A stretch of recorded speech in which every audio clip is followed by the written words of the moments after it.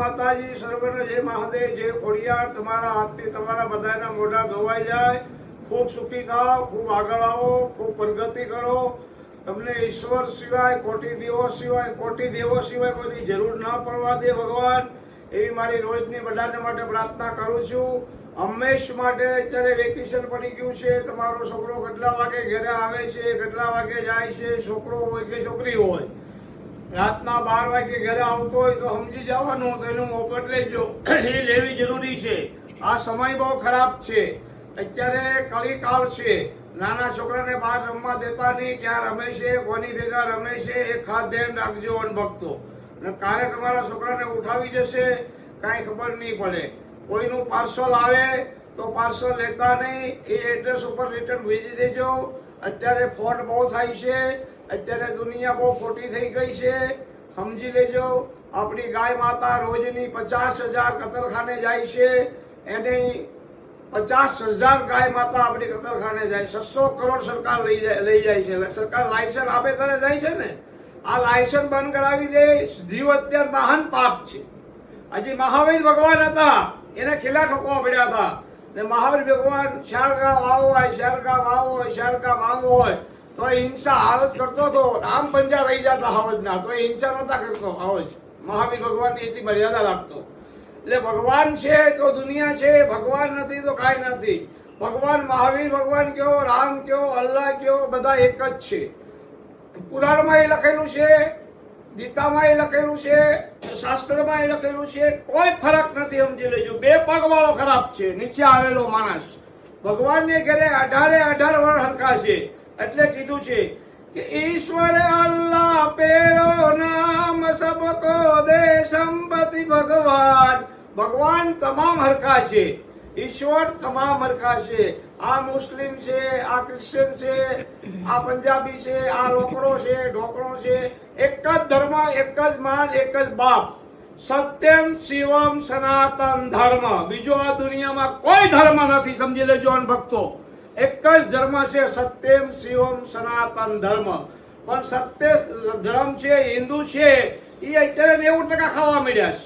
આમાં મારે બીજા કોને કહેવું અત્યારે પબ્લિકને હજી બી કહું છું કે ગાય માતાને બસાવી લેજો. જો તમારા સવાસની અંદર તમારે જીવવું હોય તો, નકર સવાસમાં તકલીફ પડશે. ખાવામાં બધી ભેગ આવી ગઈ છે.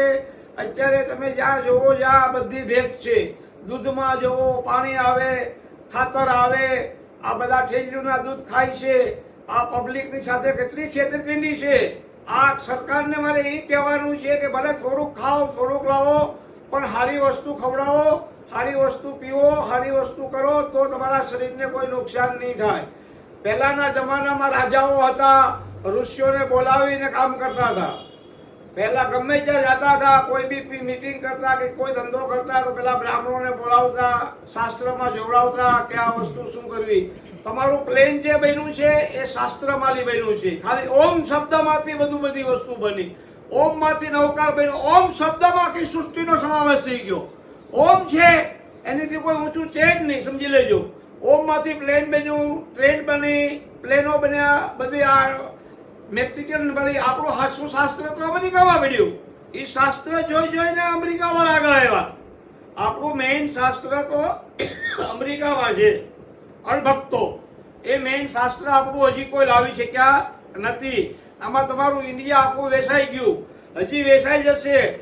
ધ્યાન નહીં રાખો, નહીં જોવો, નહીં જાગો તો કાંઈ રહેશે નહીં. એટલે કહું છું હંમેશા માટે સત્યને કોઈ કાપી ન શકે, સત્યને કોઈ મારી ન શકે, સત્યને કોઈ ઓલવી ન શકે. એને કોઈના બાપની તાકાત નથી. પણ તમારામાં સચ્ચાઈ હોવી જોઈએ. પહેલા પ્રથમ સચ્ચાઈ નથી તો કાંઈ નથી.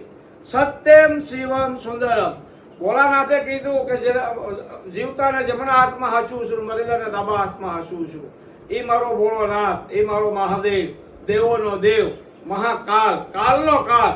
જ્યારે માં પાર્વતી રાક્ષસો બધાને બંદી બનાવી લીધા હતા. એવો રાક્ષસ જન્મો હતો કે હાહાકાર બોલાવી લીધો હતો. હાહાકાર, ભાવ અતિક. દેવતાને બાંધી દીધા બધું. પછી દેવતાએ પોકેરા માં પાર્વતી માને કે હે દેવી, હે શક્તિ, હે માં પાર્વતી, અમને આ લોકો બહુ હેરાન કરે છે, અસરો, હવે તમે કંઈક કરો. પછી માએ મહાકાલીનું રૂપ લઈ લીધું આખો. મહાકાલીનો તાંડવ બજાવ્યો અને એકે એક રાક્ષસોને કાપી નાખ્યા. અને મા પાર્વતીનો કરો તો શાંત ના થાય. દેવો મૂંઝાઈ ગયા, હવે કરશું હું, વિનાશ થઈ જશે. દોડતા દોડતા બધા દેવો શિવ પાસે ગયા. હે શિવ, તમારા પત્ની શાંત નથી થતા. તો શિવ હસવા મળ્યા, દાંત કાઢવા મળ્યા કે તમે કોઈ ટેન્શન લો માં, બધું રેડી કરી આપવું આગળ.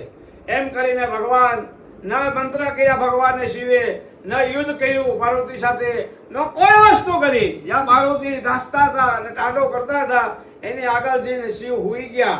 અને મા પાર્વતીનો પગ છાતી ઉપર શિવની પડી ગયો. એટલે હતા એવા મા પાર્વતી થઈ ગયા. અને મા પાર્વતી પગે લાગ્યા ભોળાનાથને કે આ મેં શું કરી નાખ્યું, મારા પતિમાંથી પગ મૂકી દીધો. એમ કરીને બધ ભરીને પગે લાગ્યા અને કૈલાસ જતા રહ્યા. એનો મગજ શાંત થઈ ગયો. મા પાર્વતી છે તો દુનિયા છે, ગણપતિ છે, કાર્તક છે, શિવની હાથ પેઢી પૂજાય. રામ છે, ભગવાન છે, કૃષ્ણ ભગવાન છે, 33 કરોડ દેવતાઓ છે. કોઈ દેવતા નથી એમ નથી કહેતો બધી કોઈ બી ભક્તિ કરો. હું એમ નથી કહેતો તમે શિવની જ ભક્તિ કરો. તમને જે શ્રદ્ધા હોય જે ભગવાન ઉપર એની શ્રદ્ધાથી ભક્તિ કરો, પણ વિશ્વાસથી ભક્તિ કરો, પૂર્ણ શ્રદ્ધાથી. ભગવાનને નથી કાંઈ અગરબત્તી જોતી, નથી દીવાબત્તી જોતા, એ ભાવના ભૂખ્યા છે. કૃષ્ણ ભગવાન જ્યારે ગયા ને ત્યારે એમ કહેતા ગયા કે હું લોકોનો ઋણી છું, મને લોકોએ બહુ પ્રેમ આપ્યો છે. એટલે ભગવાન છે એ પ્રેમના ભૂખ્યા છે, ભાવના ભૂખ્યા છે. એને બીજું કાંઈ જોતું નથી. એક જ જોવે છે દાદાનો, કાકાનો, મામાનો, ભાઈનો કે કોઈ દોસ્તારો, કોઈ મિત્રો એને આંગળી પકડીને આગળ લાવો એ જ ભગવાનને ગમે છે. ભજન ને ભોજન. તમારે આંગણે કોઈ અતિથિ આવી ગયું, એને ભોજન કરાવી ગયો, એનીથી કોઈ ઊંચું પુણ્ય નથી, સમજી લેજો અનભક્તો. જય સિયારામ. ઓમ નમો નારાયણ.